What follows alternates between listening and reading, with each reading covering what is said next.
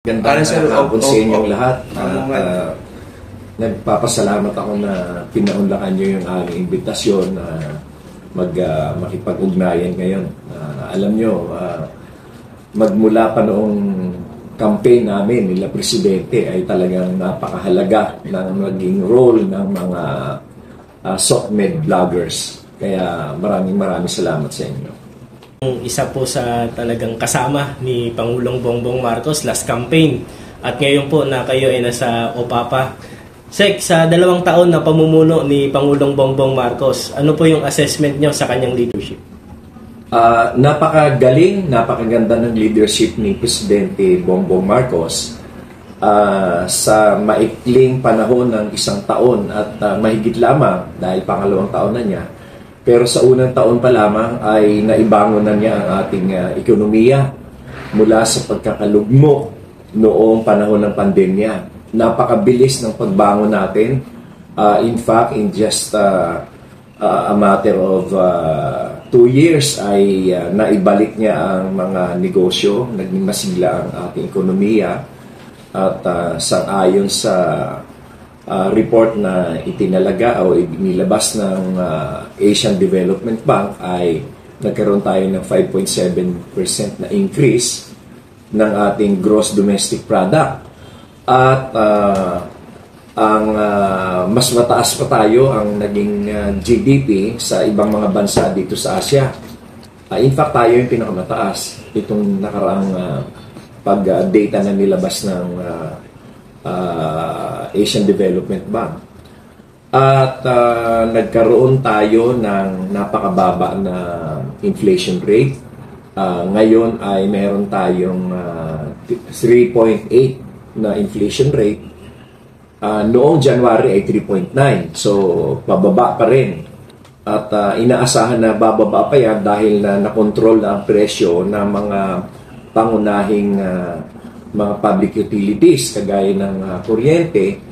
Hindi man na ito natin na ituluyang naibaba dahil sa maraming restrictions, maraming mga constraints Pero ang pinakamaganda naman nun ay hindi naman ito talagang sagad-sagad na tumaas. Kaya nga bumaba ang ating inflation.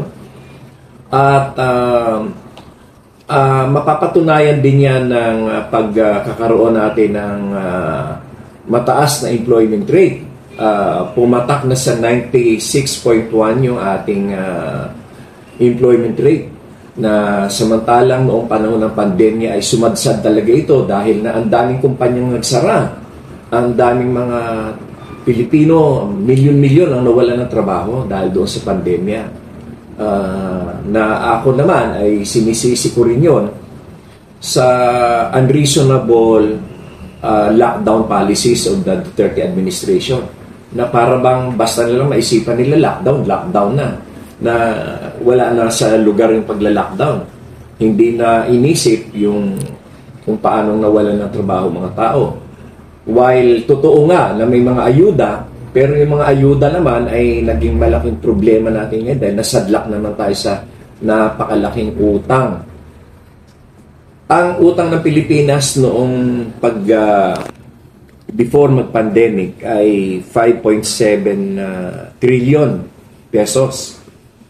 Sa loob lamang ng yun ay 5.7 trillion na yan, ay magmula pa yun sa panahon ni Manuel Quezon hanggang sa panahon ni Noynoy Aquino. More than 70 years yan na yung utang ng Pilipinas ay 5.7 trillion. Sa idinagdag lamang na 6 na taon ni former President Duterte ay nagkaroon tayo ng utang na 14 trillion, more or less 14. Ang laki ng inangat ng ating utang, 142% ang inangat. Kasi dahil nga dyan sa walang humpay na mga ayuda-ayuda na para sa akin din naman ay questionable din kasi marami rin tayong mga narinig na mga kwento, although hindi man natin patunayan dahil napakahirap patunayan, na marami naman ang pondo na nawala dahil na wala nang kontrol yung pagre-release ng pondo, ni-release sa mga local government, sa mga barangay, mga kung ano-ano pang mga pagre-release ng sistema na hindi talaga gaano nabantayan.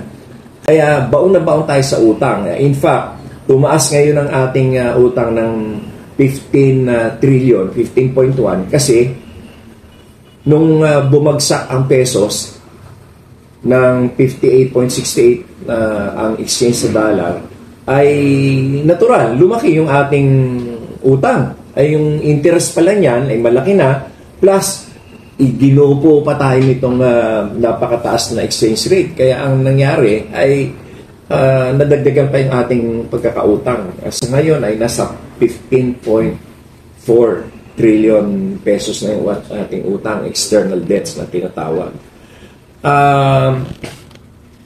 Yan ang isa sa pinakamalaking problema ngayon ng Marcos administration, kung paanong magawa ng paraan itong tinatawag natin na financial stress. At natural, malaking stress talaga yan dahil sa halip na ang pera ay magamit ng buo para doon sa kapakanan ng taong bayan, yan ay napupunta pa sa debt service. Ngayon ay ang pangunahing advokasya ni Presidente Bongbong Marcos siyempre ay maiahon sa kahirapan ng ilan sa ating mga kababayan. At ang kagandahan naman ay sa loob lamang ng isang taon ay napababa natin ang poverty rate from 23.7% naging 22.4% na lang, na ang sang-ayon sa datos ng Philippine Statistics Authority ay more or less mga 11 million Filipinos ang naiahon natin sa poverty threshold. At magandang senyales yan, lalo pat kagagaling natin sa isang pagkalugmok sa pandemya. At si Presidente Bongbong Marcos naman ay walang kapaguran sa tutupad ng kanyang pangako na maiahon ang ating ibang mga kababayan sa kahirapan. Sa katunayan yan ay kung makikita ninyo, just recently ay nag-announce ang Department of Agriculture na magbibigay sila ng 450 million na subsidy para doon sa mga fuel subsidy ng mga farmers at mga agricultural sector na gumagamit ng makinarya para doon sa kanilang mga gasolina, ng kanilang mga kagamitan. Yan ay napakalaking tulong yan sa ating mga farmers. At hindi lamang yan. Magmula na umupo si Presidente Bongbong Marcos ay more or less ay more than 100 more or less ma-achieve na yung 170,000 individual titles na pinamimigay sa ating mga magsasaka na mga beneficiaries ng land reform. Kasama na rin yung Comprehensive Agrarian Land Reform. Ang kagandahan niyan, yung binigyan sila ng individual title, ay yung matatawag na nila, na-identify nila kung ano yung lupa na kanilang pag-aari. Kasi noong pinatupad ni Cory Aquino yung tinatawag na Comprehensive Agrarian Reform, yung CARP, ay ginawa nilang collective ownership yung mga lupa Yung sa isang malaking lupa, marami kayong may-ari. Hindi nyo naman tukoy kung saan yung party mo, kung saan yung party ng iba. So, nangyari parang hindi ka talaga sisipagin na alagaan yung lupa dahil una-una, hindi mo alam kung saan yung lupa mo Dahil common, you are owning the lands in common with other people. Napakahirap. Hindi ko nga maintindihan kung bakit naisipan nila yun. Samantalang, ano yan it will negate motivation and inspiration for you to work. Kasi wala ka namang matatawag na pag-aari ang ginawa ni Presidente Bongbong Marcos yan, minadali niya na mabigyan ng mga individual titles. Para, siyempre kung ikaw pag-aari ko tong lupa nito, alagaan ko to, tataniman ko to, dahil ang aanihin ko dyan ay akin. Yun. At hindi lamang yun, malaking problema yung comprehensive na ownership.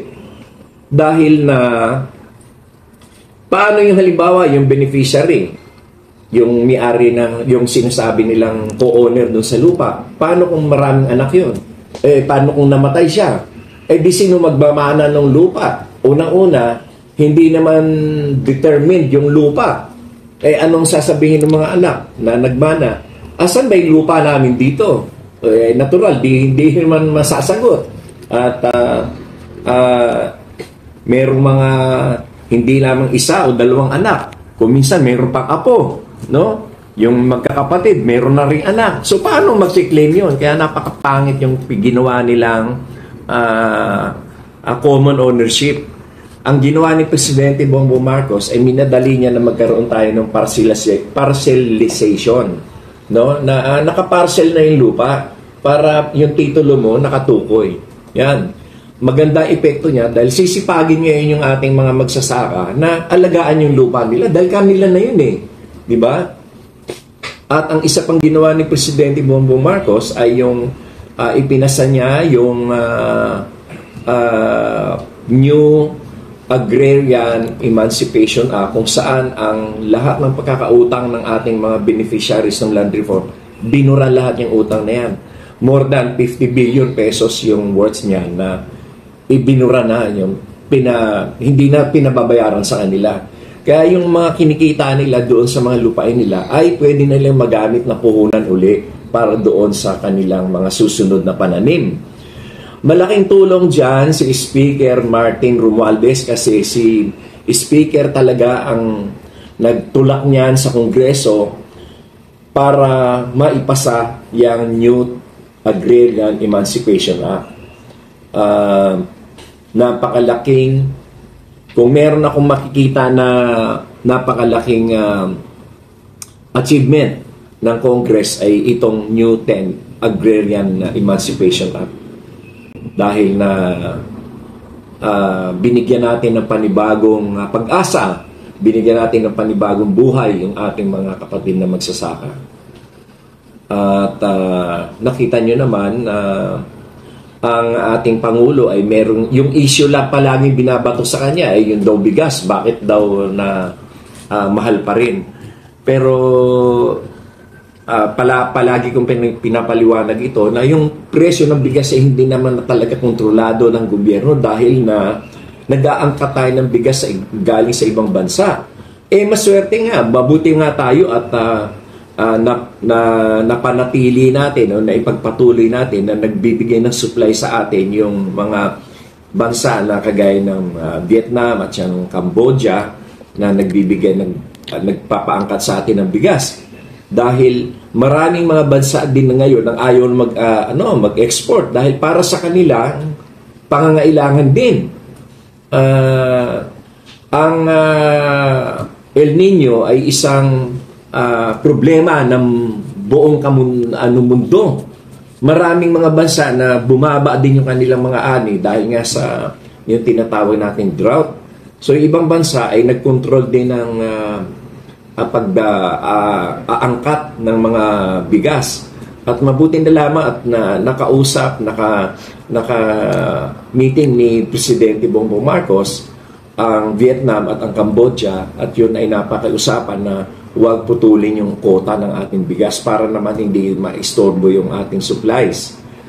At yung local production naman ay gumaganda na dahil noong 2022 ay nagkaroon tayo ng either 2022 or 2023 ay nagkaroon ng karagdagang daan-daan libo din na tonelada ng bigas ng production. At sa ngayon ay napanatili natin ng ating Pilipinas ang number 8 o pang-8 tayo sa mga top rice producing countries sa buong mundo. Yun ang hindi alam ng mga kababayan natin na napanatili natin na pang-8 tayo sa top rice producing countries. Kaya hindi naman matatawag na talagang wala tayong pag-asa sa gagawa o ng production, yung palay and rice production kasi mataas din naman ang ating palay production. Siguro lang ay dapat ay bigyan din ng pansin yung teknolohiya dahil merong mga probinsya na napaka-ideal na kanilang rice production. Kaya alam nyo ba yung Pangasinan? They have 220% rice production. Ibig sabihin, yung 100% ay napapakain nila yung buong probinsya nila. At yung another 120% ay nilalabas nila para sa kabuuang pangangailangan ng bansa. Kung kaya ng Pangasinan gawin yon, kaya din siguro ng ibang mga lugar. Nasa teknolohiya lang yon at saka yung sipag at syaga ng mga tao. Ang isa pang, kaya naman sa Pangasinan, they have a lower inflation rate than the national average. Lagi sila mga 0.2 ang difference. Kung kagaya nung January, ang inflation rate ng national ay 3.9. Sila ay nasa 3.2 ang kanilang inflation rate. Mas mababa sila sa national average. Ganon din ang Pampanga. Ang Pampanga ay mataas din ang kanilang agricultural production ng more than doon sa pangangailangan mismo ng probinsya ng Pampanga. Kaya yung kanilang mga inaani ay naiko-contribute nila sa national stock. At maganda rin ang kanilang mga pamamaraan. Nagtataka nga ako, despite na nilugmok sila ng problema ng yung pagsabog ng Mount Pinatubo at talagang nasalanta yung kanilang mga farms dyan, yung mga agricultural farms nila. Pero ngayon nakabangon sila and they are producing more than the needs of the province itself.